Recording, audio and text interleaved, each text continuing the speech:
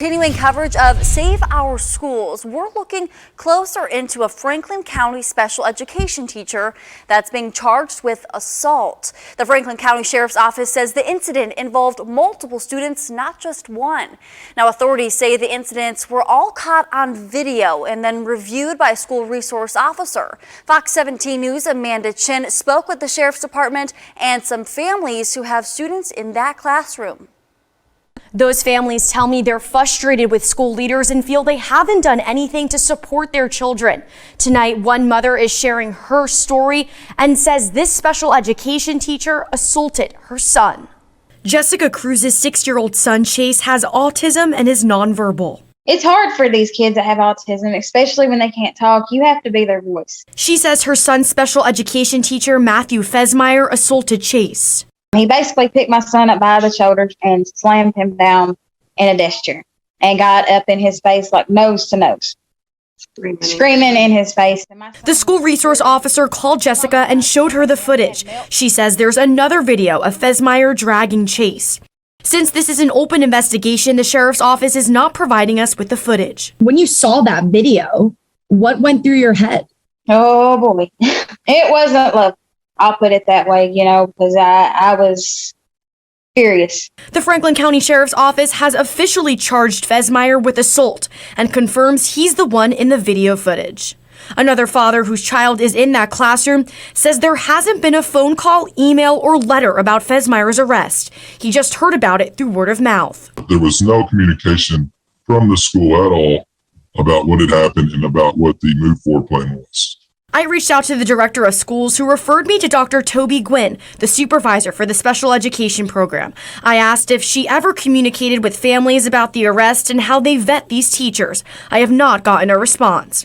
The father says there's been no teacher since the arrest, only aides. Because of that, Jessica hasn't brought Chase back to school. Do you think the district needs to better vet who they hire for this role? Most definitely. I mean, we're talking about special needs kids here, and the last two have had to go, and it's both been on accounts of abuse. Fesmire is due in court on December 6th. Now, this isn't the first incident at this particular school in Franklin County. The previous special education teacher, Gwen Rogers, also had allegations of abuse against students. The biggest obstacle in finding staff is the pay. They often lose out to bigger departments like Metro Nashville because they just pay better. They also lose out to local hospitals who pay double, sometimes triple what local counties can afford to pay. Montgomery County EMS short about 30 paramedics and EMTs. County leaders say it's forced them to shut down some emergency service stations, including Station 30 on International Boulevard that's only been manned 22% of the time for the past 6 months. Would that impact response times? It does. Yes, it does. Chief Bill Webb oversees Montgomery County EMS. He says the department just raised salaries by 22%, up to $20 an hour plus overtime. They're also transitioning from 24-hour workdays to 12. Do you think this raise will be enough to get your staff back to where it needs to be? We're hoping so. We think along with the raise, the 12-hour shift matrix, and we're looking at some other incentives down the road. The EMS staff shortage not unique to Montgomery County.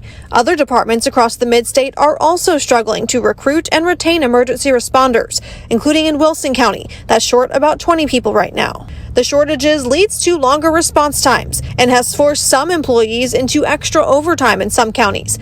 Difficulties Attorney David Rabin says could be problematic for county governments. If they get to the point where they can't perform the service efficiently, where people might potentially be harmed, like a 911 or an ambulance or something like this, then there could possibly be liability for the county where they do something in a negligent way because of a lack of staff. Rabin says staffing shortages alone aren't a liability, but county leaders need to use the resources they do have wisely. Both Montgomery and Wilson counties shift resources when a station is closed to ensure people still have coverage in an emergency. The Korean War Veteran Memorial Bridge is lit up yellow tonight in remembrance of the people who have lost their lives to traffic violence. Walk Bike Nashville says so far this year, 32 people have died in Nashville after getting hit by cars.